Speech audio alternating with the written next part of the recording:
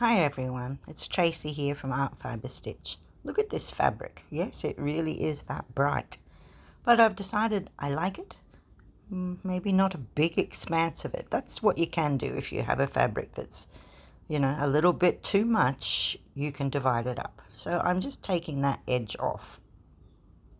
And then I turn it around and I decide which bit do I actually want. I would like that flower. So I'm just going to cut it there so that that flower is going to be in it. There we are.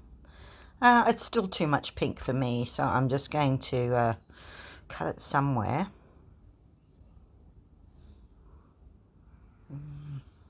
Decisions. All right, we'll try here. Can always cut more.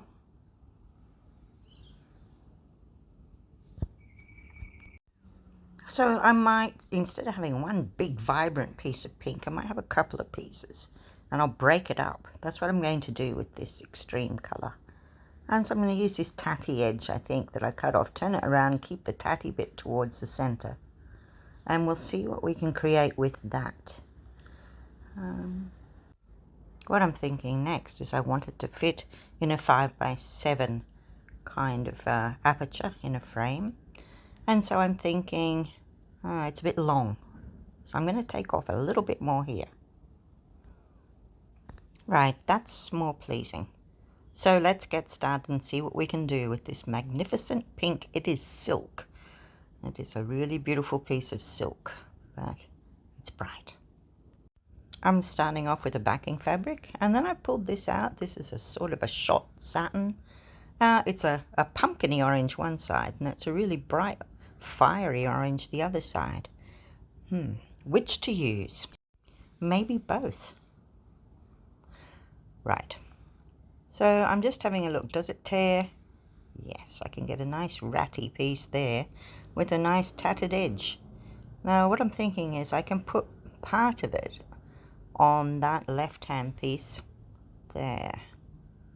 Break that up a bit, but it'll take a lot of playing until I'm satisfied, I'm sure, but that's what I do.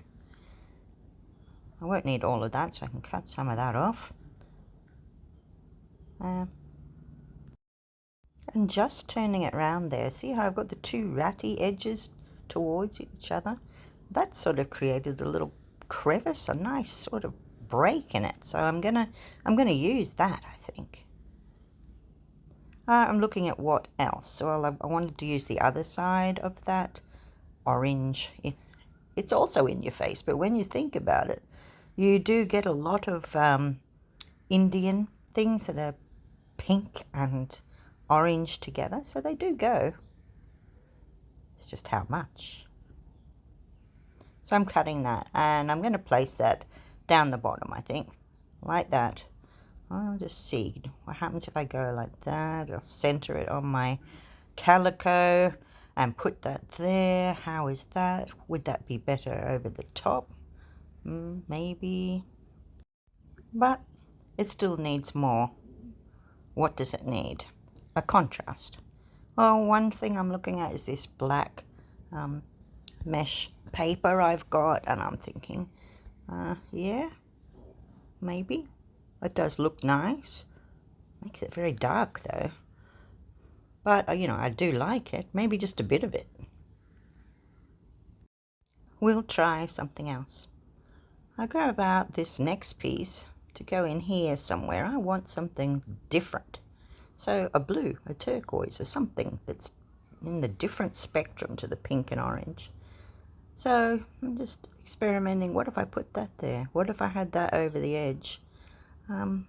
But I really, yeah, that is okay. But I really did like some of that calico poking through. And that net, I mean, I've got to find a place for it. Not sure yet. More play, more rearranging. That's what you do until you figure that you've got it the way that you want it. That's true experimentation. Inspire yourself and look at it and see, am I happy with that? Well, what I know I want is just a little bit of that calico peeking through. adding that white or cream to it, it really helps break up this giant expanse of fluorescent pink. So I've decided I'm going to try this on my silk. I'm just going to cut out these little eye shapes like leaves, not leaves, petals in this instance. And see how that would also bring that cream color of the calico into the picture. I think that'll really help, because it'll brighten it. It gives us something else to focus on rather than the hot pink. Anyway, it's an idea. We'll see. We'll go back to rearranging and see what we end up with. More like it, I think. Yeah. As you rearrange, different things will poke out at you. But when you have it the way you want, you can always grab an ordinary glue stick and just go like this. And that will help to just tack it down. Keep it there whilst you're placing things before you get your first stitches, that kind of thing. Just holds it there temporarily. That's what I want. I want that gap there. And that lovely change of color where we really changed it up and we put something to really get our attention, that blue. These are all tricks, you know, to make something work. It can work. You know, you take the most obscure fabric and you think, oh, what does this one need? At the moment, I'm deciding I want to put that blue over top of what I put down the bottom. So down the bottom, there goes my orange. Just still undecided about that. And so I try some other things. I grab out a box full of sari silk yarn. That's where they use the end threads and things, and they don't waste it. They wrap it up like that and make a yarn from it. It looks quite good. So I put it here as a wavery line. I've got lots of straight lines in there.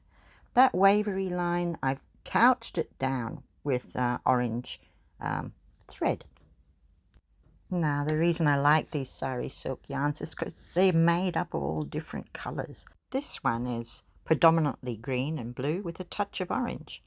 But look at this bundle here. I can pick out any kind of colours I want. That one is predominantly pink, but it's a very pale lolly pink. That's not going to do me. I could use a blue, I could use a green, I could use a yellow. So look at that. That's quite nice on it. It's when you pick it out and look at it on the actual thing that you think, does this add to it? I think this green might. I really do like it. So I'm going to take out a few strands of the greeny orange ones, and we'll just see which bit I might like to use. Obviously I don't use this for knitting, but I do use it a lot in my textile art because I love it. So here we go. Where can we put it? Which one? Which bit?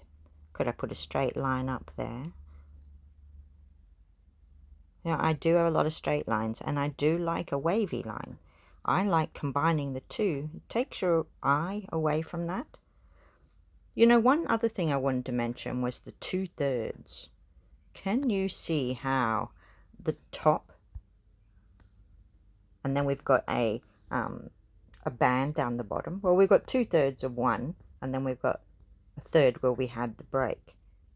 And then the same from left to right. We've got 2/3 and then we've got a third kind of thing. So that's what I'm trying to do. That's a really good thing to do when you're doing a painting, for example.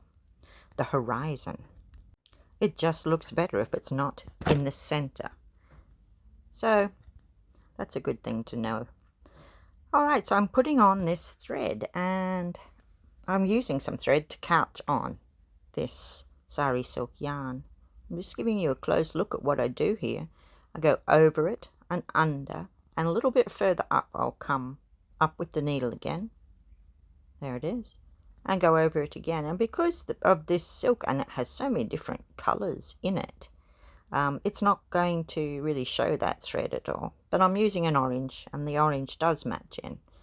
So I'm just going to follow this up and see where it leads me. I have no preconceived, I mean a bit, but it could go anywhere. It's where it flows to. I like going with the flow. As long as it goes from one edge and out the other, that's what I'm trying to achieve here. And a nice organic curve to it. When I get to the edge and I'm outside of my picture, I'm just going to do a couple of stitches and then I'm going to end off and cut it. A couple of stitches on top of each other acts as a knot, so it won't come undone on you. I do have this other piece, but should I use it? Is it too much? I mean, I could. Or I could just add some different colours in now with thread, and I think that probably that is what I will do. Let's grab our trusty cardboard frame here and see. Oh, that really looks like a nice picture. It only needs the tiniest bit more, I think. Do I want more of that white to show on the side of, you know, the calico cream color? That's interesting. Or do I want it to be more over so that the pink is the edge and not the calico? I don't know, could be either. So what I'm going to do now is get it in my head where I want it. I think it's going to be like that, and get started. That means I've got that big expanse of pink over there, and I think that's what I'm going to do. That pink flower, that needs something to break it up. And maybe a little bit more stitching over here too to hold those stripes down and add some color. So I'm just choosing a color that I would like to get started with. And let's start with a nice aqua color. So I'm only using 2 strands. I'm just doing a line up here to try and hold some of that mesh down and make sure I get some of that orange down. And then I'm going to, well, because I've got a tendency to go crooked anyway, I'm going to make this a wavery line. It'll break it up a little bit and we'll just see how that goes. But I really do think it's a little bit, you hardly see it. So I'm going to do another line and I'm going to make it with a much thicker thread. So be the same, but same cotton, but I think I'll use 6 strands instead of 2. I think I want to pull the blue so that some of that lovely background is shown, because that'll be a feature in itself. We've got a few little patches of that, and that's like a highlight. So I'm going to do it again here just a little bit. Make sure that I get that mesh down at the same time, but, you know, try and pull this a little bit back so that I get a nice peep of that background showing. And then I'll keep going, wiggling my way down and out of the picture. And when I get to the end, well, I'm going to turn it over and I'm going to end it on that side, but the same way. I'm going to just do a couple of stitches on top of each other and then snip it. See, doesn't look too bad from the back. Have another look in the frame. It really is quite a nice picture, but I do still want something on that pink flower. I decide on some aqua cotton, a couple of strands, and I'm just going to go around the some of these leaves at the bottom, I think. And it's really just breaking it up. What we find here is that we've got a pink and a red and a very muddy kind of brown, and none of it is contrasting enough that it really shows out as it is. But, you know, with a few simple stitches, I think we could do it. I'm only going to do running stitch in the whole picture. So it really is something that is quite easy, and it is such a good thing to just flow with, you know, use your imagination and see how it goes. So I'm just going to follow my nose a bit do a few of those little leaf shapes, accentuate that area, add in a little bit more color. And then I think one more color, a lighter color up on the tips. Let's see what we got. Maybe some orange, a light orange. So that's fun, but I'm just going to use that one thread and see how far it goes. Let's have a look here at the whole thing. I don't think we've done too badly. We had a really pink piece of material to deal with. Look at our stitching there. That's helped break it up. And once it's in its frame, I think it's going to look fantastic. But I love the white. I do like that. Sorry, the cream color that's the background coming through. That really picked it up. Anyway, I hope you've enjoyed watching me experiment. Thank you for watching. Subscribe if you haven't already, and press like if you have. See you next time.